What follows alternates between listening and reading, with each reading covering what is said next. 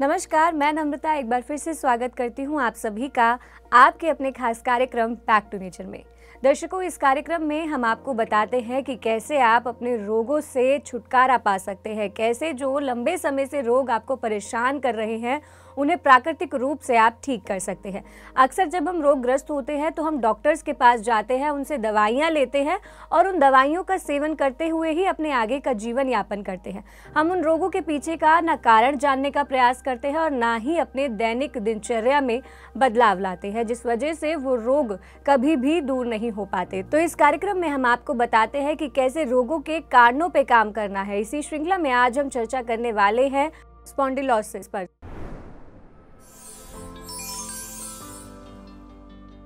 Spondylosis क्या होता है, किन कारणों से होता है और कैसे हम केवल और केवल प्राकृतिक रूप से इसे ठीक कर सकते हैं। तो इस विषय पर तमाम जानकारी के लिए हमारे साथ कार्यक्रम में मौजूद है health expert naturopath doctor Devyani Jogi ji. तो चलिए सबसे पहले मिलकर मैम का स्वागत करते हैं। मैम, बहुत बहुत स्वागत है आपका कार्यक्रम में। नमस्कार मैम, जैसे कि हमारा आज का विषय है स्पॉन्डिलोसिस, तो सबसे पहला प्रश्न यही रहेगा कि समझना चाहेंगे कि आखिर स्पॉन्डिलोसिस होता क्या है। देखिए, जैसे आज का हमने सब्जेक्ट लिया है स्पॉन्डिलोसिस, स्पाइन स्पॉन्डिलोसिस। सबसे ज़्यादा सभी ने सुना होगा, स्पॉन्डिलाइटिस सुना होगा। अब हमें वो जानना है कि बेस क्या है। स्पॉन्डिलाइटिस का मतलब होता है गठिया। अब स्पाइन स्पॉन्डिलोसिस मेन है कि जब शरीर के अंदर मोस्ट ऑफ 80% 50 की उम्र के ऊपर जैसे होते हो तो कहीं ना कहीं तकलीफ़ बोलने लगती है कि मुझे बैक पेन हो रहा है, मुझे नेक पेन हो रहा है। तो हमें ये जानना है कि ये बढ़ती उम्र के साथ कनेक्शन में है। तो किस तरह से स्पॉन्डिलाइसिस काम करता है क्या। तो स्पॉन्डिलाइसिस का मतलब ये हुआ कि हमारी जो वर्टिब्रा होती है उसमें आपने देखा होगा कि डिस्क होती है और वहाँ से एक जो नर्व जाती है, राइट। तो हमारी जो स्पाइनल है, रीढ़ की हड्डी है, वो एक एस आकार की है, वो सीधी नहीं है। तो जब वो एस आकार की होती है तो वहाँ पे नस जाती है और जो बीच दो बोन के बीच में एक स्पंजी, उसे हम डिस्क बोलते हैं। तो ये जो स्पंजी होती है उस पर स्पर्म होने लगता है। तो कहने का मतलब ये है कि जब इन्फ्लामेशन बढ़ने लगता है और नस कार्य करती नहीं है, यानी कि बहुत सारा पेन वहाँ पे या इन्फ्लामेशन होने लगता है, तब उसे स्पॉन्डिलाइसिस कहते हैं। अब जैसे हमारे रीढ़ की हड्डी में देखा जाए तो 3 भाग में हम डिवाइड करते हैं इस मेरुदंड को। 3 भाग में पहला जो भाग होता है ऊपर का, उसे कहते हैं हम सर्वाइकल स्पॉन्डिलोसिस बोलते हैं। फिर बीच वाला होता है उसे थोरेसिक बोलते हैं और जो नीचे वाला जो पार्ट होता है उसे बोलते हैं हम लंबर स्पॉन्डिलोसिस बोलते हैं। तो जो फर्स्ट है वो है नेक रीजन।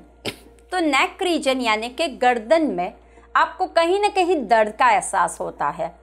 दूसरा, लंबर में तो सबसे ज़्यादा तकलीफ़ कहाँ पे आती है, लंबर स्पॉन्डिलोसिस पे, और हमारे सर्वाइकल स्पॉन्डिलोसिस सेकेंड रेंज पे आता है। अब ये क्यों होता है, बिकॉज ऑफ लाइफस्टाइल।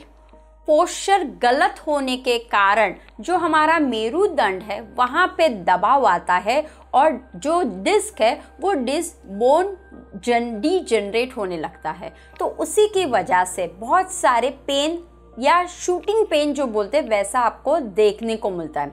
तो आज का जो है वो खास ध्यान रखना है कि हम योग के माध्यम से, ब्रीदिंग एक्सरसाइज के माध्यम से, ध्यान के माध्यम से, हम बोलते हैं ना साधना करनी है। आपने देखा होगा कि गले पे हमेशा लोगों को आजकल पट्टा पहने देखा होता है, कमर पे पट्टा पहने होता है।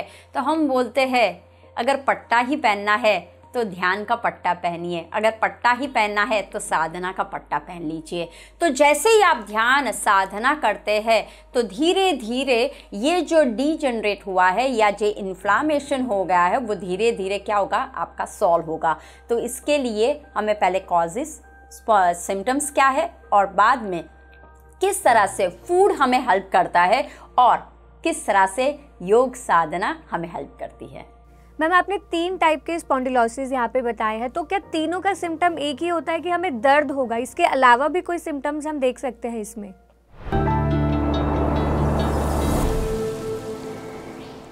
अब देखिए, जैसे मैंने आपको 3 बताया कि 3 आप देखने को मिलता है जब आपकी स्पाइन होती है, तो एक एक पे हमारी 33, उसे बोलते हैं ना मणके, मणि बोलते हैं हम, राइट। तो जो मणि है उसको हमें संभाल के रखना है। तो ये जब सर्वाइकल यानी कि गर्दन पे आपको तनाव होता है, वो जब दर्द होता है वो कैसा होता है, शूटिंग पेन उसे बोलते हैं, कि कभी कभी गर्दन से लेके हाथ से लेके शोल्डर, हाथ और उंगली तक एक झंझनाहटी सी महसूस होती है। कभी कभी आपको लगता है नमनेस होगा, एक कभी कभी लगता है कि एक जोरदार का शूटिंग पेन हो रहा है, वैसा एहसास आपको होने लगता है। तो समझ जाना है कि यहाँ पे स्पॉन्डिलाइसिस कौन सा हुआ है, गर्दन का हुआ है। एक सूजन जैसा महसूस होता है, एक अकड़न जैसा महसूस आपको होता है। फिर थोरासिक का मतलब है बीच वाला। तो अब सांस है, जब आप सांस को लेते हो तो आपको फील टाइटनेस जैसा लगता है। मिडिल पार्ट जो होता है वहाँ पे हमेशा आपको लगता है कुछ स्टिफनेस है, कुछ दर्द का एहसास हो रहा है, वो आपको देखने को मिलेगा। और नीचे का है लंबर। अब L4 L5 लंबर जो स्पॉन्डिलाइसिस है वो सबसे ज़्यादा कॉमन गिना जाता है। इसके अंदर 50 की उम्र को तो हम नॉर्मल मानते हैं, लेकिन आजकल की भागदौड़ की ज़िंदगी में, आजकल की जो फास्ट लाइफ चल रही है, हमें लैपटॉप पे कंटिन्यूस काम करना, अगर आप क्लार्क हो या फिर आप बैठालू जीवन पे रह रहे हो और कुछ बैठे बैठे फ़ोन पे काम कर रहे हो, तो नेक और बैक उसकी जो हमारी पोजीशन है वो हमेशा बहुत अच्छी नहीं होती है। आइदर आप बहुत नज़दीक जाओगे, कभी ऐसे बैठोगे, क्योंकि क्या होती है धीरे धीरे हमारी जो स्पाइन है वो ऐसी हो जाती है, और जो डिस्क है, जो बीच वाला जो स्पंजी है, वो क्या होने लगता है, धीरे धीरे वहाँ का वाटर जो होता है वो कम होने लगता है। तो जो लंबर वाला है उसका मतलब है कि पैरों, नाभि के नीचे के पार्ट में आपको झंझनाहटी होने लगती है। पैरों में ऐसा लगेगा कि थोड़ा मैं काम करती हूँ तो मुझे कोई प्रॉब्लम नहीं होती, लेकिन जैसे जैसे आप काम करना बंद कर लेते हो, बैठ जाते हो, तो आपको महसूस होता है बहुत दर्द हो रहा है, पैरों के तलवों पे बहुत दर्द हो रहा है, ऐसा झंझनाहटी जैसे मतलब होती है। या फिर आपको लगता है कि मेरी जान ही नहीं है पैरों पे, मैं एक स्टेप खड़ी नहीं रह सकती हूँ, इम्बैलेंस, राइट। तो ये सब कुछ सायटिका, लेग पेन, बहुत से लोग बोलते हैं कि मेरे पैरों में जकड़न आ गई है, बहुत से बोलते हैं मुझे नी में दर्द हो रहा है। ये क्या है, टिस है, इन्फ्लामेशन, गठिया बढ़ने लगता है, रोमाटिस, अर्थराइटिस, ये सब कुछ होने लगता है। उसके बाद तो हमें वो देखना है कि कहीं आपकी बॉडी पोस्चर में तो प्रॉब्लम्स नहीं है, कहीं आप जिस तरह से कार्य करते हो, क्या एक्सरसाइज करते हो, उसमें तो कोई प्रॉब्लम नहीं आ रही है। कभी कभी बहुत से लोगों को अब पता है कि योग सभी जगह पे होने लगा, एक्सरसाइज अब लोग अपनी बॉडी को बनाने, लेकिन प्रॉपर बैलेंसिंग के साथ नहीं करते। कुछ भी आप कभी भी करते हो, लिफ्ट करते हो और प्रॉपर पोस्चर के साथ ना हो, बैठे हो लेकिन सीधे नहीं बैठते हो, मेरुदंड को सीधे नहीं रखते हो, तो ये सारा क्या हो जाता है, आइदर सर्वाइकल में आपको देखने को मिलता है दर्द, या फिर आपको लोअर बैक पेन पे सबसे ज़्यादा दर्द देखने को मिलता है, और वो बहुत असह्य होता है। इसीलिए बोलते हैं कि जब भी आप बैठो, जब भी आप कुछ कार्य करते हो, तो अपने मेरुदंड पे ध्यान रखिए। जितना आपका मेरुदंड बॉडी माइंड को सही करता है, कंसंट्रेशन बढ़ाने का काम करता है। तो मैम कारण केवल हमारा पोस्चर ही है, मतलब हमारा खराब पोस्चर ही इसका केवल और केवल कारण है, या इसके अलावा भी और कारण हो सकते हैं? अब देखिए, इसमें बोल सकते हैं 3 चीज़ें बोल सकते हैं। पहला है कि जैसे जैसे आपकी उम्र बढ़ती है, अभी तो 50 का नहीं, अभी तो 30 वाले भी हमारे पास आते हैं पेशेंट के बैक पेन का है, सिर दर्द बहुत होता है, नेक रीजन पे हमें दर्द हो रहा है, राइट। तो कहने का मतलब है कि बोन डीजनरेट हो रहा है। तो पहला ये है कि जो हम वियर एंड टियर, अभी कभी कभी क्या हो जाता है, आप कहीं चल रहे हो और गिर गए हो, तो हमें पता नहीं चलता, क्योंकि यंग में कुछ पता नहीं चलता, तो वो धीरे धीरे वेयर एंड टेयर होने लगता है। जब आप उसके सामने ध्यान नहीं रखते हो तो वो और बढ़ने लगता है, या धीरे धीरे उम्र बढ़ती है, बोन हमारे डिजेनरेट होने लगते हैं। वो एक पहला हो सकता है। दूसरा है कि लिगामेंट जो है वो धीरे धीरे कैसे जो थिक होने लगते हैं, जो मैंने आपको बोला ना बीच वाला पैर, जो लिगामेंट होता है वो थिक होने लगता है और आपका शरीर धीरे धीरे आप देख सकते हो इस तरह से पोस्चर आपका बनने लगता है। तो वो भी एक रीज़न बनने लगता है। और तीसरा है जेनेटिक। अगर आपके घर में मान लो कि पेरेंट्स है या फिर दादा ये उन लोगों को ऐसी कोई दिक्कतें है तो ये वारसा में भी हो सकती है, जेनेटिक में भी हो सकती है। तो बस एक ध्यान रखना है कि जो हम पोस्चर पे अगर ध्यान नहीं रखोगे, आप जो चलते हो, आप जो बैठते हो, उस समय आपको दर्द का एहसास कहाँ हो रहा है। कभी कभी हमने देखा होगा कि मेन ये सब कुछ तो हो जाता है एज होने का, लेकिन कभी कभी क्या होता है आप फ़ोन पे हो लेकिन बैठे हो ऐसे टेढ़े मेढ़े। आप टीवी पे क्रिकेट मैच देख लो स्क्वाउच होके, यानी बेड पे बैठे हो या सोफ़ा पे बैठे, लेकिन पोस्चर गलत है। तो मेन ध्यान रखना, इसमें पोस्चर का बहुत महत्व है। तो जब भी बैठो तो पोस्चर आपको कैसे पता चलेगा? शोल्डर आपका बैक होगा, चेस्ट फ्रंट पे होगी और बेली आपकी अंदर जाएगी। ये आपको बात ध्यान में रखना है। मैम, कानों का ध्यान रखेंगे तो स्पॉन्डिलोसिस होगा ही नहीं, लेकिन अब अगर हो चुका है स्पॉन्डिलोसिस तो आपने जैसे बोला कि पट्टा बांधना ही है तो ध्यान का बांधो, लेकिन कैसे ध्यान कैसे हेल्प करता है इसे क्योर करने में?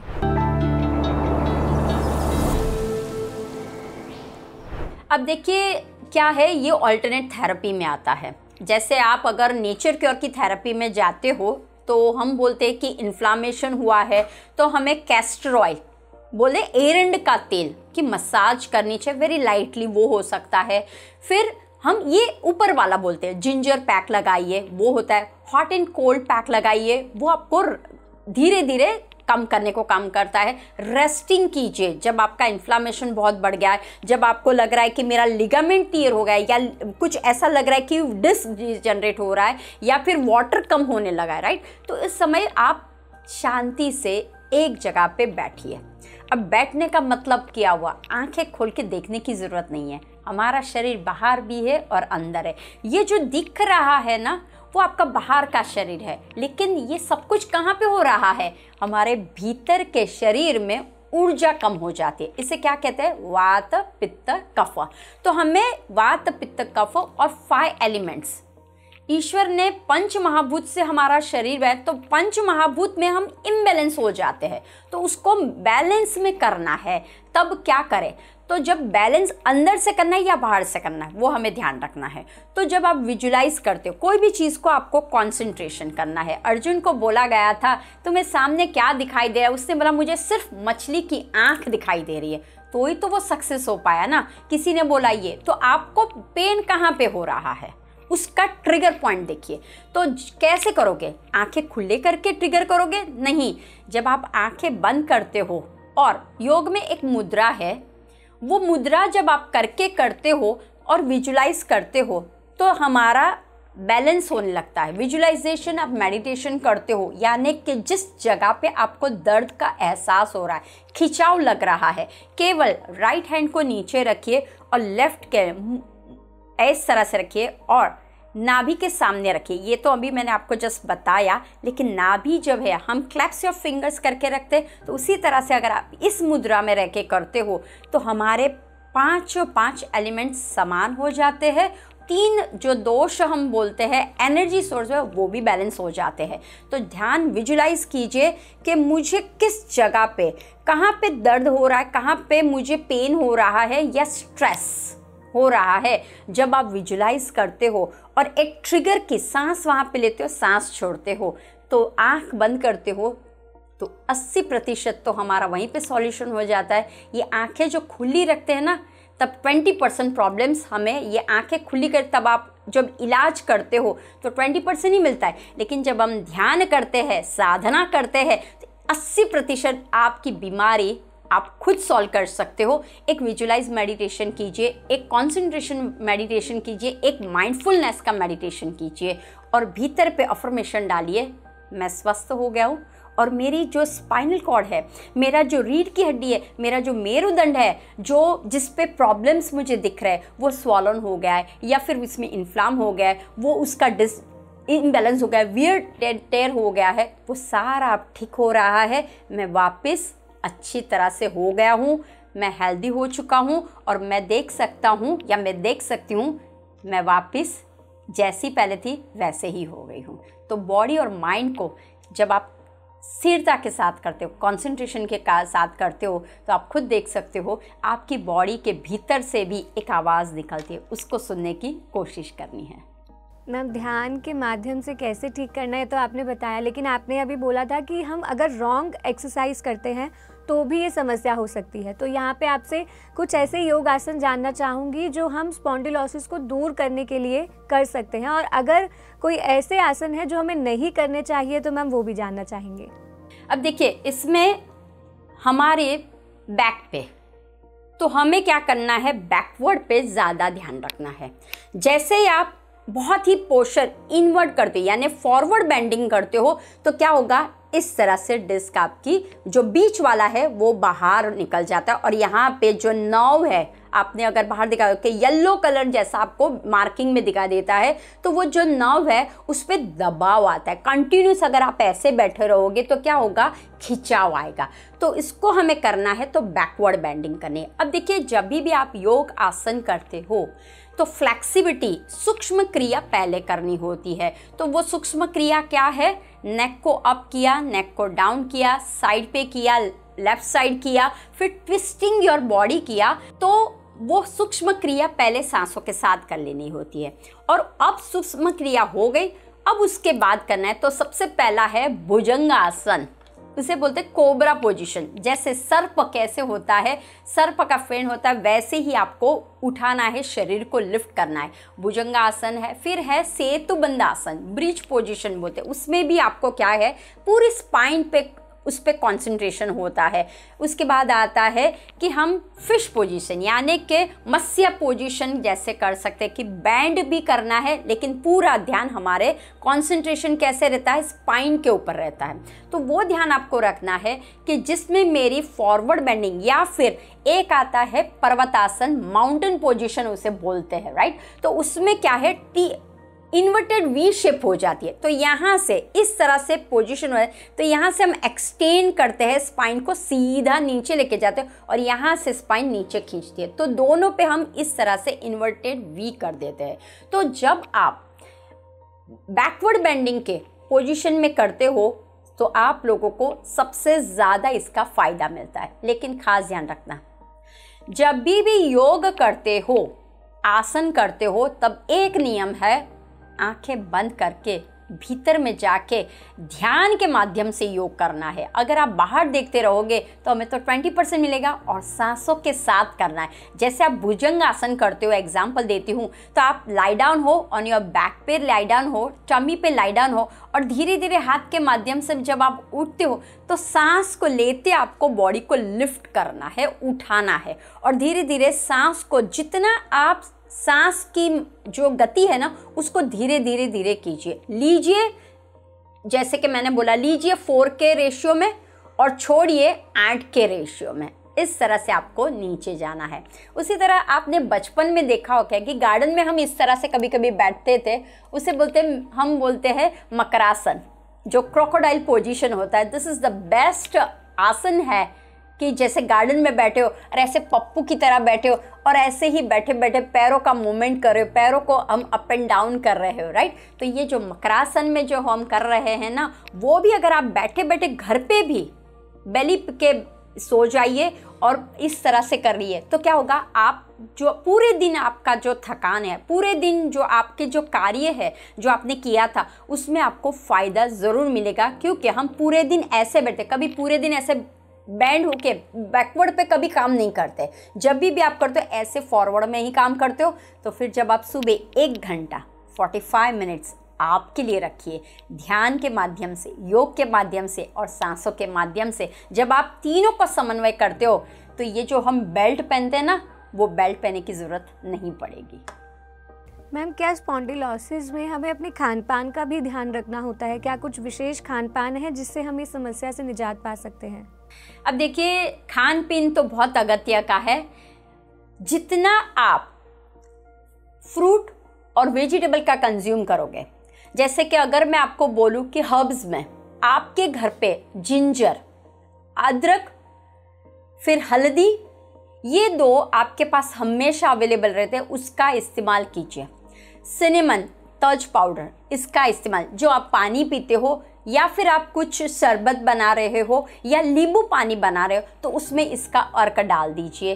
तो आपको क्या होगा, जो इन्फ्लामेशन हो गया है वो रिड्यूस होगी, क्योंकि इसके अंदर एंटी इन्फ्लामेटरी, खान पीन में एंटी इन्फ्लामेटरी डाइट को फॉलो कीजिए। इन्फ्लामेशन, सूजन को हमें कम करना है, तो हमारा डाइजेशन अच्छा होना चाहिए। जितना हमारा डाइजेशन, पाचन की क्रिया अच्छी होगी, वो ऑटोमेटिक सूजन आपका कम हो जाएगा। तो डाइट में ध्यान रखिए, एंटी इन्फ्लामेटरी वाला डाइट को अपना लीजिए। जैसे मैंने बोला, आपको हल्दी है, फिर आप जिंजर को ले सकते हो। आप अगर मैं बोलूँ कि औषधि में लेना है तो आप ले सकते हो अश्वगंधा, शतावरी ले सकते हो, मेथी दाना, इट्स अमेजिंग। और एक आता है पान, तो मैं बोलती नहीं हूँ खाने को, लेकिन पान के अंदर जो चूना है वो बहुत इफेक्टिव है। तो इतना पी, यानी कि एकदम राई के समान का चूना लेना है, तो वो क्या करता है, आपके भीतर में जो वात है ना, उसको ठीक करने में बहुत फ़ायदा करता है। तो आप जब बटर मिल्क पीते हो या कुछ भी, तो उसमें एक चूना डाल दीजिए। सूप पीते हो तो उसमें आप डाल सकते हो। जब आप स्मूदी पीते हो तो एंटीऑक्सीडेंट्स वाला ओमेगा 3 बहुत इंपॉर्टेंट है इसके अंदर। तो ओमेगा 3 किस में मिलता है आपको, वॉलनट में मिलता है, फ्लैक्सीड्स में मिलता है। तो फ्लैक्सीड का पाउडर कर लीजिए, फ्लैक्सीड की चटनी बना लीजिए आप, राइट। चिया सीड है, वो भी बहुत फ़ायदा है। तो आप जब स्मूदी बनाते हो या कुछ भी ऐसा अगर आपको लग रहा है तो मेक अ स्मूदी। बेरीज, जो सीजनल फ्रूट्स अवेलेबल है, जैसे स्ट्रॉबेरी है, बेरी है, तो वो सारे में क्या है, इम्यूनिटी बूस्टिंग का पावर होता है, विटामिन सी का पावर होता है, और एंटीऑक्सीडेंट्स, एंटी इन्फ्लामेटरी का पावर होता है। तो जब आप बनाना ले लीजिए, कोकोनट वाटर ले लीजिए आप, और उसके या कोकोनट मिल्क ले लीजिए, प्लांट बेस्ड मिल्क ले लीजिए, और इसके अंदर ये सारा मिक्स कर लीजिए, और थोड़ा सा शतावरी पाउडर भी डाल दीजिए। और अगर नहीं है तो सत्तू पाउडर भी अवेलेबल है, जो आपको प्रोटीन की मात्रा को बढ़ाने में फ़ायदा करता है। तो इस तरह से तिल है, रागी है, वो भी आपको बहुत फ़ायदा करता है। तो आपको ध्यान रखना है कि मेरी इम्यूनिटी को बढ़ाना है, मेरा इन्फ्लामेशन जो होगा उसको मुझे कम करना है। तो ये जब आप करते हो विद थेरेपी, विद योग, तो आपको क्या हो जाता है, जब सलाड्स लेते हो तो आप टॉस कीजिए, ससमी सीड का कीजिए, तिल को टॉस कीजिए, पंकिन सीड को टॉस कीजिए, फ्लैक्सीड को टॉस कीजिए, फिर आप पोमोग्रेनेट है, या फिर आप ले सकते हो पाइनएप्पल ले सकते हो, राइट, जो इन्फ्लामेशन को कम करता है, या श्रेडेड कर दीजिए जिंजर के स्लाइसेस को श्रेडेड करें। तो इस तरह से आपको एक मैसेज है कि जितना आप खाने को बैठते, जब भी आप खाने को बैठते हो, अपना जो वेट है उतना आप ध्यान रखिए कि मेरा फल और वेजिटेबल्स की मात्रा कितनी है। जितना आपका है, जैसे 60 ग्राम है तो उतना लीजिए आप, राइट। और कोशिश कीजिए चबा चबा के खाने को, कोशिश कीजिए जब भी आपके सामने ये सारा आता है, आप पानी पीते हो या आप स्मूदी पीते हो या आप कोई भी अन्न को ग्रहण करते हो, मन को शांत कीजिए और चंद्र नाड़ी को ओपन कीजिए। चंद्र नाड़ी से आपको क्या करना है, पानी पीते हो तब चंद्र नाड़ी खुली होनी चाहिए, यानी कि लेफ्ट नॉस्ट्रिल। और अब जब आप अन्न खा रहे हो, भोजन करने बैठे हो, तब सूर्य नाड़ी को आपको चलाना है। बस यही ध्यान रखना है कि तब आप देखोगे कि जो भी आप फूड खाते हो, जो भी मिलेट्स खाते हो, क्योंकि मिलेट्स में आपको जो चाहिए प्रोटीन, फाइबर्स, मिनरल्स, जब मिनरल्स कम हो जाते हैं तभी प्रॉब्लम शुरू हो जाता है। तो ऑब्जर्व कीजिए आप क्या खाते हो, क्या पीते हो और किस तरह से। कहीं आप गपा गपा तो नहीं खाते हो, कहीं आपका ध्यान तो अलग नहीं है, कहीं आप टीवी देखते तो नहीं खाते हो, वो भी आपको ध्यान देना है। इन शॉर्ट लाइफस्टाइल को आप बरोबर का रखिए और आप देखिए कि मैं सुबह से शाम तक अन्न और मेरा रहन सहन कैसा है, मेरे शरीर पे जो मैं एक्सरसाइज, योग आसन और ध्यान के माध्यम से विजुलाइज कर सकती हूँ या कर सकता हूँ, वो भी आप देखिए। जी मैम, इतनी सारी जानकारी आपने स्पॉन्डिलोसिस पे दी है, इतने अच्छे से आपने समझाया कि स्पॉन्डिलोसिस होता क्या है और किन कारणों से होता है, और स्पेशली जैसे आपने बताया कि केवल और केवल प्राकृतिक रूप से अगर हम इसका उपचार करना चाहें तो हम इस बीमारी से निजात पा सकते हैं। तो मैम इतनी सारी जानकारी के लिए आपका बहुत बहुत धन्यवाद। नमस्कार। तो दर्शकों, आज इस कार्यक्रम में हमने चर्चा की स्पॉन्डिलोसिस पर। स्पॉन्डिलोसिस क्या होता है, किन कारणों से होता है और कैसे आप ध्यान के माध्यम से, योग के माध्यम से और अपने खान पान में बदलाव करके इस समस्या से निजात पा सकते हैं। तो इन चीज़ों को ज़रूर फॉलो करें और अपनी सेहत को स्वस्थ करें। आज के लिए बस इतना ही। जाते जाते फिर से याद दिलाना चाहूँगी कि यदि आप ये कार्यक्रम टीवी पे देख रहे हैं तो हमें यूट्यूब पे सब्सक्राइब करना ना भूलें, और यदि यूट्यूब पे देख रहे हैं तो हमें अन्य सोशल मीडिया प्लेटफॉर्म्स पर भी ज़रूर फॉलो करें। धन्यवाद।